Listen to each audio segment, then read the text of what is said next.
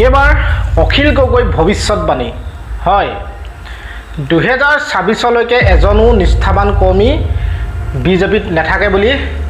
মন্তব্য আগবঢ়াইছে অখিল গগৈয়ে এসময়ত কংগ্ৰেছত থকা নেতাসকলে এতিয়া বৰ্তমান বিজেপিক ধ্বংস কৰিছে ধ্বংস কৰাত লাগি গৈছে গতিকে বিজেপিৰ বিৰুদ্ধে বিস্ফোৰক মন্তব্য আগবঢ়াইছে অখিল গগৈ লগতে গৌৰৱ গগৈও কি ক'লে গৌৰৱ গগৈয়ে কাৰ আইনখনক লৈ আচলতে হিমন্ত বিশ্ব শৰ্মা ডাঙৰীয়াৰ বিষয়ে কি ক'লে আচলতে এই দুইজনৰে আচলতে খং উঠিছে হয় খং বাৰু উঠিয়ে থাকে কিন্তু আজি ভিডিঅ'টোতনো কি ক'লে আপোনালোকে ভিডিঅ'টো চালে ভাল ধৰণে যদি স্কিপ নকৰাকৈ চাই ভিডিঅ'টো গম পাব গতিকে বৰ্তমান সময়ত যি আচলতে বিজেপিৰ পৰা আচলতে যি কংগ্ৰেছলৈ যাবলৈ যি আচলতে সেইসকল জ্যেষ্ঠ নেতাই যি কুচুকাবাজ চলাই আছে সঁচাকৈ ভাবিবলগীয়া নহয় জানো পাৰ পালে সিপাৰ পাৰ নাপালে সিপাৰ বুলি এনেকৈ কথা এষাৰ আছে নহয় গতিকে চাওক ভিডিঅ'টো চালে আপোনালোকে গম পাব কিন্তু তাৰ আগতে যদি কোনোবা নতুনকৈ আহিছে চেনেলটোত আপোনালোকে লাইক নকৰে চেনেলবিলাকত ভিডিঅ'বিলাকত চেনেলটো ছাবস্ক্ৰাইব কৰি নলয় সেইকাৰণে বহুত বেয়া লাগে পাৰিলে লাইক এটা কৰিব না ছাবস্ক্ৰাইবটো কৰি দিব এইটো দবাই দিলেই হৈ যায় ন কৰি দিব চাওক আপোনালোকে আপুনি বৰাকলৈ যাওক বা নহ'লে পাহাৰলৈ যাওক সকলো ঠাইতে এতিয়া এই মুহূৰ্তত বিজেপিৰ ভিতৰত অসন্তুষ্টি আছে বিজেপিৰ মানুহবিলাকে ভাবিছে যে এই ৰাহুগীতাৰ পৰা যেনে তেনে বিজেপিটো বচাব লাগে আৰু যদি বচাব নোৱাৰো দৰকাৰ হ'লে বেলেগক জয়ী কৰাম কিন্তু ইহঁতক এবাৰ আৰু শাসন খাবলৈ নিদিওঁ ইহঁতক আৰু গাখীৰ মাখন খাবলৈ নিদিওঁ এইবুলি বিজেপিৰ কৰ্মীবিলাকে এতিয়া লাগি আছে আৰু অচিৰে আপোনালোকে দেখিবলৈ পাব ৰাইজৰ দললৈ কংগ্ৰেছ দললৈ অন্যান্য বিৰোধী ৰাজনৈতিক দলবিলাকলৈ বিজেপি কৰ্মীবিলাক গুচি আহিব আৰু বিজেপিটো হ'ব 2 নম্বৰী আৰু চিণ্ডিকেট কৰা মাষ্টৰবিলাকৰ ৰাজনৈতিক দল কংগ্ৰেছৰ সেই অপশাসন আৰু কংগ্ৰেছৰ সেই দুৰ্নীতিৰ বিৰুদ্ধে এই মানুহবিলাকে অসমত বিজেপি দলটো কৰিছে এতিয়া কংগ্ৰেছৰ দুৰ্নীতি কংগ্ৰেছৰ অপশাসন নাইকিয়া কৰিবলৈ যি বিজেপি মানুহে যুঁজিছিলে সেই কংগ্ৰেছৰ আটাইতকৈ 2 নম্বৰীকেইটা এতিয়া বিজেপিৰ লিডাৰ অসমৰ মুখ্যমন্ত্ৰী অসমৰ বেলেগ মন্ত্ৰীবিলাক সব 2 নম্বৰী কংগ্ৰেছীকেইটাই এতিয়া এই বিজেপিটো দখল কৰি পেলালে সেইকাৰণে মই সদায় কৈ থাকোঁ যে বিজেপি দল আৰু বিজেপি ৰাজ্য চৰকাৰখন এখন হ'ল HBS কোম্পানী প্ৰাইভেট লিমিটেড এই HBS কোম্পানী প্ৰাইভেট লিমিটেডত অকল তেওঁলোকৰ নিজৰ পুৰণা যিকেইটা কংগ্ৰেছৰ পৰা অহা 2 নম্বৰী পলিটিচিয়ান যিবিলাকে কংগ্ৰেছৰ চৰকাৰৰ দিনত অটপালি কৰিছিলে সেইকেইটা এতিয়া বিজেপি চৰকাৰৰ দিনত একেই অটপালি কৰি সকলোৰে কাম কাজ বন্ধ কৰি দিছে এতিয়া বিজেপি দলত কোনো বিজেপিৰ পুৰণা কৰ্মী নিষ্ঠাবান কৰ্মী হৎ কৰ্মী যিবিলাকে কংগ্ৰেছৰ ভ্ৰষ্টাচাৰ বিৰুদ্ধে ওলাই আহিছিলে কিবা এটা কাম কৰিম বুলি আহিছিলে দেশপ্ৰেমিক কিবা এটা কাম কৰিম বুলি আহিছিলে সকলোবিলাকক এতিয়া মাৰি পেলাইছে সকলোবিলাক এতিয়া একদম নিষ্ক্ৰিয় হৈ গৈছে আৰু সকলোবিলাক এতিয়া উতলি আছে বিদ্ৰোহৰ কাৰণে 2026 চনলৈকে এজনো নিষ্ঠাবান বিজেপি কৰ্মী বিজেপি দলত নাথাকে এজনো দেশপ্ৰেমিক বিজেপি কৰ্মী বিজেপি দলত নাথাকে বিজেপিটো বিজেপি দলৰ কৰ্মীৰ পৰা একদম খালী হৈ যাব সব 2 নম্বৰী ধান্দাবাজ দগাবাজ আৰু চিণ্ডিকেট কৰা মানুহকেইটাকে কেৱল বিজেপিটো এটা চলাব এইটো আপোনালোকে খাটাং থাকক আৰু সেইকাৰণে বিজেপিৰ ভিতৰত ব্যাপক প্ৰতিবাদ ব্যাপক সন্তুষ্টি যিকোনো ঠাইত ধুবুৰীলৈ আহক আপুনি বা শদিয়ালৈ যাওক আপুনি বৰাকলৈ যাওক বা নহ'লে পাহাৰলৈ যাওক সকলো ঠাইতে এতিয়া এই মুহূৰ্তত বিজেপিৰ ভিতৰত অসন্তুষ্টি আছে বিজেপিৰ মানুহবিলাকে ভাবিছে যে এই ৰাহুগীতাৰ পৰা যেনে তেনে বিজেপিটো বচাব লাগে আৰু যদি বচাব নোৱাৰো দৰকাৰ হ'লে বেলেগক জয়ী কৰাম কিন্তু ইহঁতক এবাৰ আৰু শাসন খাবলৈ নিদিওঁ ইহঁতক আৰু গাখীৰ মাখন খাবলৈ নিদিওঁ এইবুলি বিজেপিৰ কৰ্মীবিলাকে এতিয়া লাগি আছে আৰু অচিৰে আপোনালোকে দেখিবলৈ পাব ৰাইজৰ দললৈ কংগ্ৰেছ দললৈ অন্যান্য বিৰোধী ৰাজনৈতিক দলবিলাকলৈ বিজেপি কৰ্মীবিলাক গুচি আহিব আৰু বিজেপিটো হ'ব 2 নম্বৰী আৰু চিণ্ডিকেট কৰা মাষ্টৰবিলাকৰ ৰাজনৈতিক দল তেওঁলোকে ক'ত বানপানীৰ সমস্যাৰ সমাধান কৰিব 2017 চনত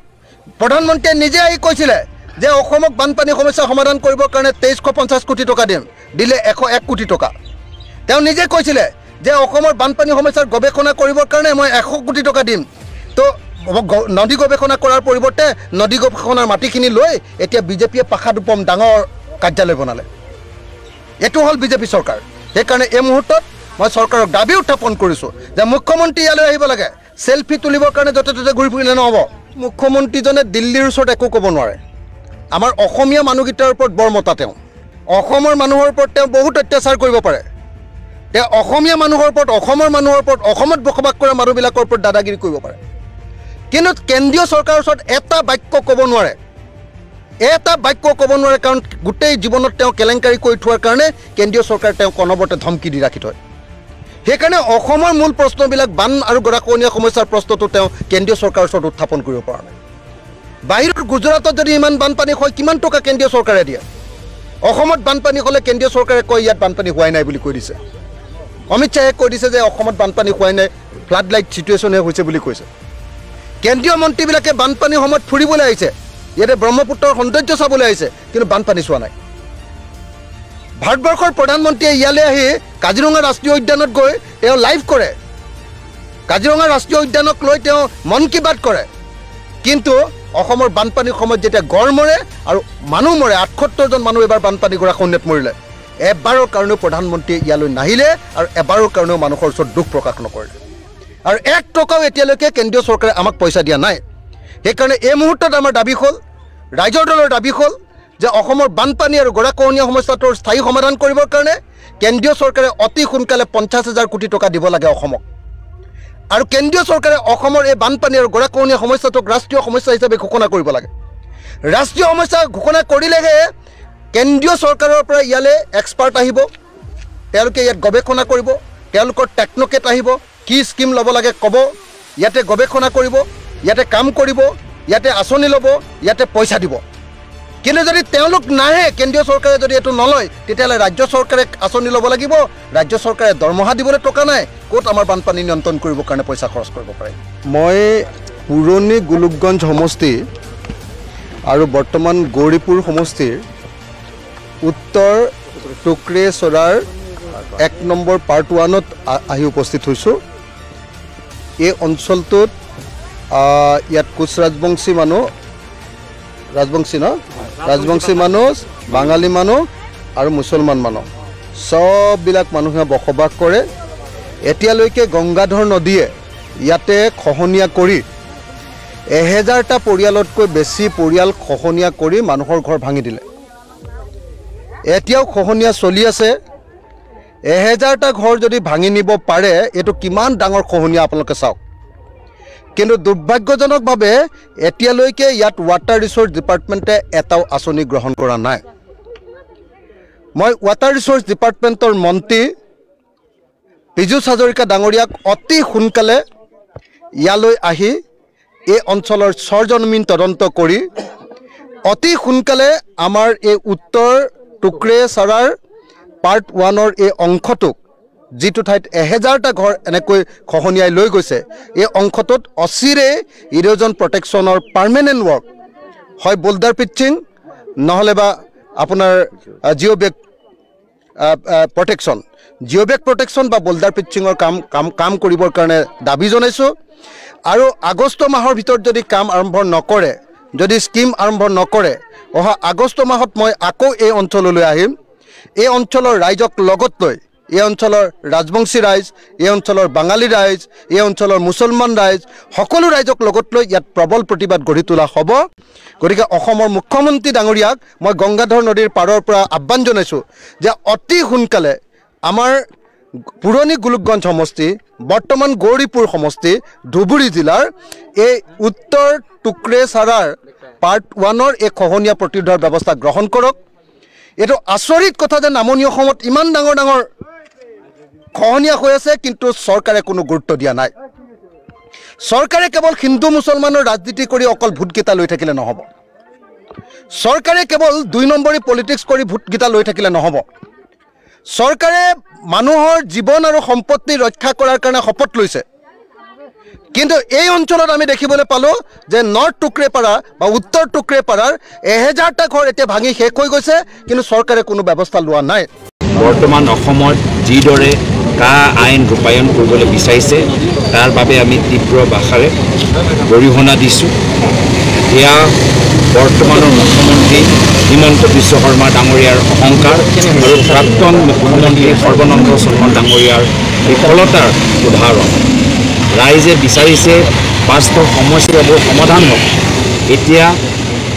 আধাৰ কাৰ্ড নথকা বাবে বহুত মানুহে ৰাচন পোৱা নাই NRCৰ ভিতৰত অন্তৰ্ভুক্ত নোহোৱাৰ বাবে বহুতৰ যথেষ্ট অসুবিধা কিন্তু এইখিনি মানুহক সহায় কৰাতকৈ বৰ্তমান চৰকাৰ আজি কা আইন বলবৎ কৰিবলৈ বিচাৰিছে আমি বিচাৰিছোঁ যে আজি আমাৰ অসমৰ ভিতৰত জন্ম হোৱা বঙালী মানুহ আজি তেওঁলোকে NRCৰ ভিতৰত সোমাই নিজকে চিনাকি এজন ভাৰতীয় নাগৰিক হিচাপে দিয়ক কিন্তু এইখন চৰকাৰ কা আইন জৰিয়তে তেওঁলোকক বাংলাদেশী এটা দাগ তেওঁলোকৰ ওপৰত লগাবলৈ বিচাৰিছে